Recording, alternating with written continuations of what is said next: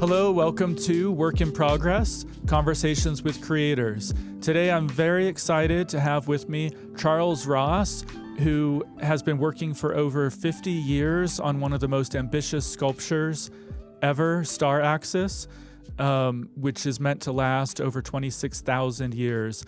We spoke about that and some of his other artworks, including paintings he makes with dynamite. So it's a very exciting discussion, and I hope you enjoy. If you enjoy our podcast, please like and subscribe and consider becoming a digital subscriber to the Albuquerque Journal to help us bring you more content like this. You can find this episode and all of our podcasts on the Albuquerque Journal website, abqjournal.com, as well as YouTube, iTunes, and Spotify. See the show notes for a discount code on a digital subscription. Thank you for supporting the Albuquerque Journal, New Mexico's leading news. All right, Charles Ross, thank you for joining me. My pleasure. So this is work in progress, and usually, I speak with artists about things that they're currently working on, and I feel like you've been working on something for quite a long time, the Star Axis. So I want to start with that if we can. This is something you had the idea for back in 1971, I think. You were about 34 years old then. And if it seems like it's on schedule to be completed in a few years when you'll be 90. So it's been a long-term project. But it's, I think, probably one of the most ambitious things that any human has ever done. So tell us a little bit about Star Axis. Well, I can't say much about it because it's still under construction, but we do hope to finish it this summer. It's a sculpture to observe the stars.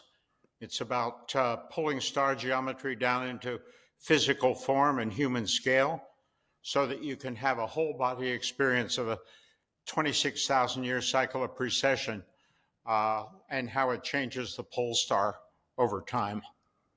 Yeah, so I think when I think about that kind of astronomical sense of time, it's almost mind-boggling, And there's something optimistic, I think, about making a work that, you expect or hope will last 26,000 years so that people can see, because the idea is that right now we have Polaris as the North Star, but because of the tilt of the Earth, that's going to, or the wobble, or, it's going to change, and there'll be a new North Star in 26,000 years.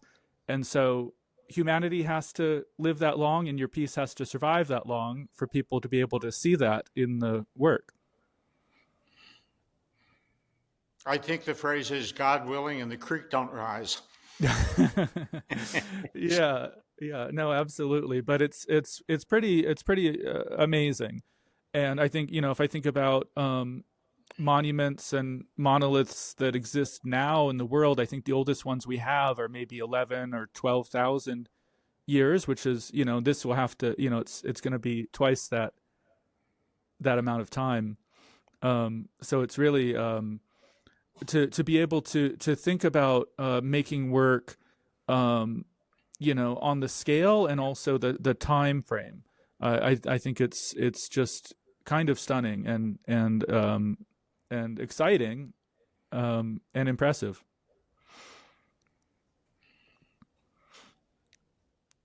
Do you have any questions? Or Oh, yes.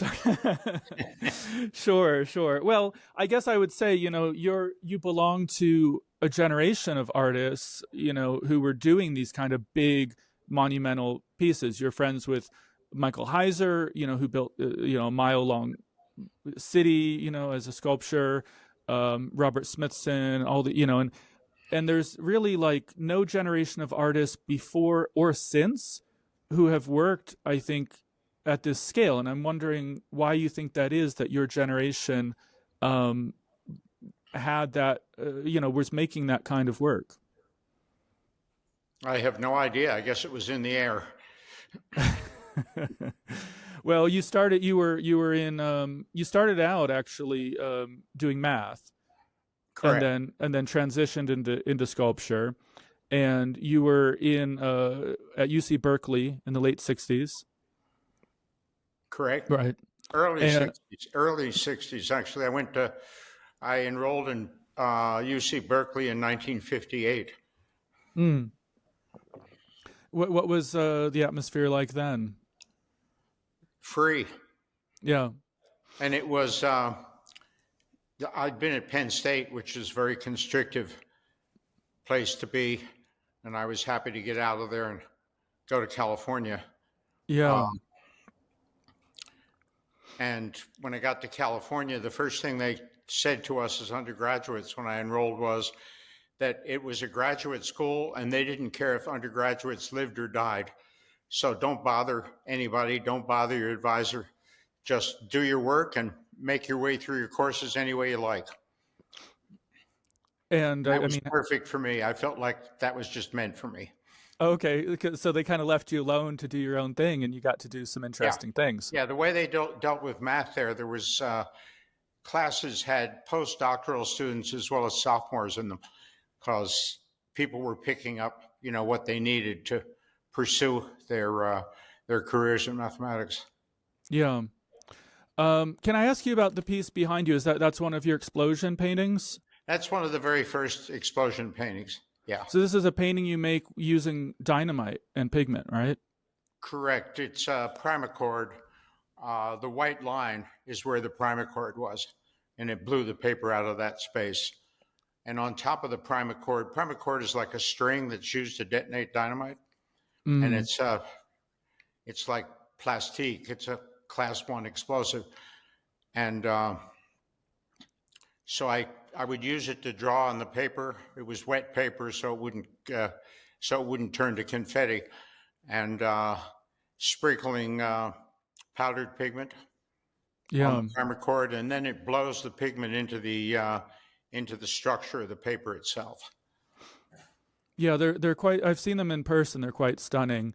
But even here, we get a sense of it. That kind of, and I love the sort of geometry contrasted with almost the, I don't know, chaos, or maybe chaos has a negative connotation, but the fluidity of the explosive energy. Yeah. If other artists want to work in this way, they can't just go to the art supply store and get dynamite, I guess. Well, no, these are made in New Mexico. And when I first started making them, you could buy dynamite at the lumberyard. Oh, really? Now I can't do them anymore unless I get a dynamite specialist to come and work with me. Because after 9/11, blasting caps were no longer available. Yeah. But you're still, you do get specialists to come and help you, and you're able to keep doing. I haven't made any since it's turned, and I need a specialist. Yeah. Yeah. Stop my progress in these. But if I get some new ideas, I'll definitely hire a dynamite guy to come and Yeah. detonation. Yeah. And did you get this idea? This was when you were working on Star Axis and you were using dynamite there, or? Yeah, actually, I was. We had been working on Star Axis for years and years and years, doing the excavation, doing the stone walls inside the cut, and I was getting kind of tired of the slowness of the process. And one evening, I was leaning against the trailer, and I looked up at the sky and said, "Surely there's something we can do here that takes less than 10 years." And a little voice in my head said, "Why don't you paint with dynamite? That'll be quick." Yeah. Actually, I mean, it's all. It's no, not sorry. it's not as quick as it sounds. It takes quite a bit of time to set up and prepare to make the piece, but the actual execution is instantaneous. Yeah. And it also feels like a cosmic force, like lightning or something. Well, most of the dynamite drawings are about the behavior of light at the subatomic level, and I wanted to use energy to paint energy. Yeah, that's pretty amazing. So again, and I know you can't say too much about the Star Axis. You're still working on it and all of that, but I'm just, for me, it's fascinating. And there's not too many things like it in the world, but I did, like, I was in India some years ago and I saw Jantar Mantar, this. I do. which I think it's sort of a smaller scale, but this was in the 1700s. Maharaja Jai Singh II built this kind of it looks like a like a monumental sculpture, but it's an astronomical observatory, kind of similar in some ways to what you're doing. Well, I think the motivating idea is that you can stand in star geometry and see how it fits you, see how it fits the human scale. Yeah, so explain that a little bit to people that are tuning in here. Like, yeah, what do you mean when you say that we're fitting the kind of cosmos, bringing it to a human scale? Yeah, what does that mean in practical terms? Well, so you What? can experience it in a personal way. You can interact with the geometry, both mentally, spiritually, and physically. Like you have one sort of room or chamber that you can go inside, and there's a kind of aperture or opening that's like a vertical triangle. And as you sit there, you can watch a star move from one side to the other, and that's over the space of an hour, right? That's correct. But actually, I really don't want to talk much about Star Axis Okay, because it's still in construction. I don't want to jinx it. sure, sure. Okay, no, Too no much worries. description. Okay. But I appreciate you speaking about it as much as you have, because it is a something that's pretty amazing. And you have a great show up now at the Harwood Museum in Taos, which I saw, and and this is the Mansions of the Zodiac, and you're also it's a sort of mapping of the cosmos that's related, I think, to Star Axis. But yeah, speak a little bit about those paintings. Well, Star Axis deals with polar precession, this 26,000-year wobble of the Earth that causes the axis of the Earth to point to different regions of the sky. And then what it causes on the equator is on the age. We're moving in from Pisces into the age of Aquarius, and and what determines that is the constellation that the sun rises on the first day of spring, the constellation in which the sun rises the first day of spring, and that's moving to Aquarius. And the mansions show how that shifted since Ptolemy, or around 100 BC or something, set down classical astrology when all the astrological signs were aligned with the constellations that identify them. That's all shifted one constellation now due to precession, and that's all mapped in the paintings at Harwood. They're made from a star atlas that includes all the stars below your feet as well as above your head. The Varenberg Star Atlas, which was done, I think, around 1950. I'm not sure, but and Yeah, and they we pieced those photographs together so that the star space. When you open up a sphere, the stars, of course, photograph as if they're on the surface of a sphere. When you open a sphere up, you have to make cuts, or you have to stretch the space in order to have it fit on a two-dimensional surface. In this case, we didn't stretch the star space at all.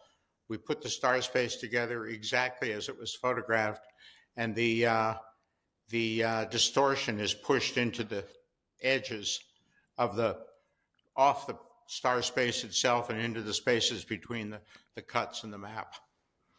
Right. Yeah. So I mean, and we'll probably put a image up here for people to see, but they look like these sort of I don't know, like cocoon or chrysalis shapes, kind of, or leaf shapes. But it's really like a sphere that's a map of the cosmos that's been unfolded.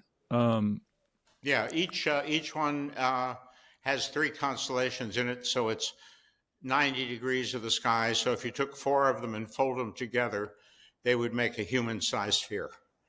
Yeah. And I mean, what's remarkable about this and really all of your work is it's so scientific and mathematical, and yet it's also beautiful. And I think there's a kind of a fine line between how would I say, sort of what's like dictated by the systems you're working with that are hard and fast. It's math and science, but yet there's a kind of beauty that goes beyond that in some way, I think. Well, it's Um, the language of the sky, and it's, I mean, it's scientific if you want it to be. It's poetic if you want it to be. It's mm, artistic if you want it to be. It's just the language of the sky brought down into our space. yeah, and people do have different interpretations, and especially when we talk about um, the zodiac and the do you believe in like sort of the dawning of the age of Aquarius and all of that? Well, I mean, it is physically in the sky. The sun is now beginning to rise in the constellation of Aquarius. So, by definition, we're in the we're moving into Aquarius. Uh, Something you have to understand about astronomy: until after the time of Kepler, there was no difference between astrology and astronomy. It was the same subject.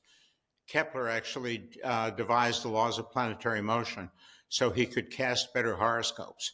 Now, you Hmm. won't get any astronomer to admit that, but you can Google it and it's right there for anybody to find. Sure. No, absolutely. Yeah, yeah. Um, I guess I'm wondering, kind of because you did start off with the real like kind of hard math science background, um, but there's a kind of a sense of awe and wonder, I think, that inspires you. I'm just wondering, yeah, kind of where do you fall on the sort of, I don't know, science to spirituality spectrum of thinking about our place in the universe? I just think about our place in the universe, and I'm very interested in the language of light. All of my work has to do with manifesting forms and structures that are transmitted in light Yeah. from the prisms, the solar spectrum, out to the solar burns. The spectrum, the prism disperses light in the solar burns, and then focuses light to a single point, and the light draws its path across a plank for each day. So it's a drawing of the condition of sunlight for that day, drawn by the sun itself. Yeah. Uh, the way I got into art, I had to make up 2 units of liberal arts to graduate in math at Berkeley, and I fought it like crazy. And they said, "Why don't you take a sculpture course? You can mess around in the clay and think about math, and nobody will know the difference. We just need a pass or fail." So I took sculpture, and 2 months later, they called me in because my grades had plummeted in math, and Mm. asked me what had happened to me, and I said sculpture, and Berkeley was a very fluid place at the time. They asked me what I wanted to do, and I said I want to go into the graduate program in sculpture, and I don't want to take any prerequisites. I just want to go into the sculpture studio and keep making it. But the transformation for me had been that I was very interested in thinking abstractly, which math gave me. But in art, I was able to think abstractly, but in a hands-on way. So I had everything. It was abstract thought that became physical, and Yeah. that's perfect for me. Yeah, no, that makes a lot of sense. And then at some point, kind of early in your career, you were in New York, hanging out with a bunch of Fluxus artists, right? Yeah, George Machunas. Yeah, and I think it's interesting because some of your work, obviously, it's like monumental and meant to last forever, or as long as it can. But other work that you do, it's about, and even in that work, it's about capturing momentary experiences, the way light moves at a particular moment, or the explosion pieces, and that seems really tied to the kind of idea of ephemeral art. Oops, that was the Fluxus artists were thinking about. No.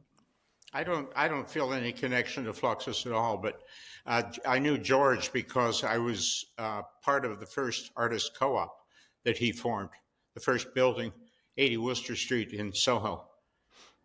And that's when you were making the your first like prism I was making, works? yeah, I was already making prisms there. I started making prisms in California, in San Francisco, in Yeah. 1965. Did he like those pieces of yours? I mean, were you were like you would hang out and stuff and No, we talk didn't about hang art? out much with George. George was just he was managing the building, and he had arranged for artists to get studios in this building that he'd put together. Oh, okay. All right. No, that's good. Yeah, I mean, I think people could draw connections, but it sort of wasn't really. It wasn't like you were inspired by those ideas so much, or I mean, even No, like John Cage or something. The idea of chance. my first prism work, I was working with transparency, Mm, making slatted wooden pieces, yeah, and on Thanksgiving Day in 1965, I dreamed the engineering drawings for how to build a large prism. The prisms were liquid filled. And a week later, I sent all my work to the dump and just started building prisms and got involved in working with light. And then that evolved, from the prisms that capture different images of the room inside the object itself, a kind of active cubism, and then to yeah, putting the prisms in the window and seeing how the solar spectrum washed through my space over tables and chairs and up the walls, how that changed with the seasons. And then in about 1971 or so, I thought I should do the opposite of the spectrum. So I focused light into a single point using a large lens and started making the solar burn drawings. yeah, And then it just kept expanding. So that went on to the maps and the impetus for Star Axis. yeah. One thing I can say about Star Axis is our pole star Polaris turns in a circle now about the size of a dime held at arm's length. The smallest thing you pay attention to in your daily life, bugs and ants and things. Right. And 13,000 years from now, it will turn in a circle that encompasses our entire field of vision. Wow. I was making drawings of how spectrum was applied to the Great Pyramids when I discovered precession. And when I discovered that this 26,000 year astronomical cycle pulses in the human visual field, from the smallest things you pay attention to, the biggest thing you can see, I thought, not good enough to know about that. I want to walk through it. And that was the beginning of Star Axis. Yeah, I think it's amazing to me, and I'm like kind of ignorant when it comes to a lot of science or astrophysics, but it's just kind of like amazing. I hope someday I get to experience Star Axis, and some of these concepts can become sort of physical experiences for me. I think that you know what I imagine, it would be pretty amazing. Well, Star Axis might use science in terms of the fact that it's precisely aligned and all the geometry is correct in terms of how it relates to the stars. But the real thing about it is it's a naked eye observatory, no instruments. It's just you observing and walking through it Yeah, and yeah. getting a feel for what's happening in the sky. Have you spent a lot of time in those spaces yourself? I It's been mean, going on for 50 years, I'd say. but I mean, not just like working, but actually just sort of like sitting in there and experiencing Oh, the sure. stars. To Yeah. double check what the feeling is. Yeah. And how does it feel for you? Well, that's personal. Each Okay. person has their own experience. I never try to guide anybody's. I'm not trying to curate people's experience. I'm making an instrument of perception, and you can go and have your own experience there. Yeah. Um, well, that's something that I think is also remarkable about the work that you do in general. That I think people can come to it from many different perspectives and have equally valid and interesting experiences with it. Exactly. That's important that everybody bring their own perceptual field there. And Yeah. Well, this is really wonderful, and thank you again for being here. Is there anything that I didn't ask about that you'd like to say? no, I think that covers it.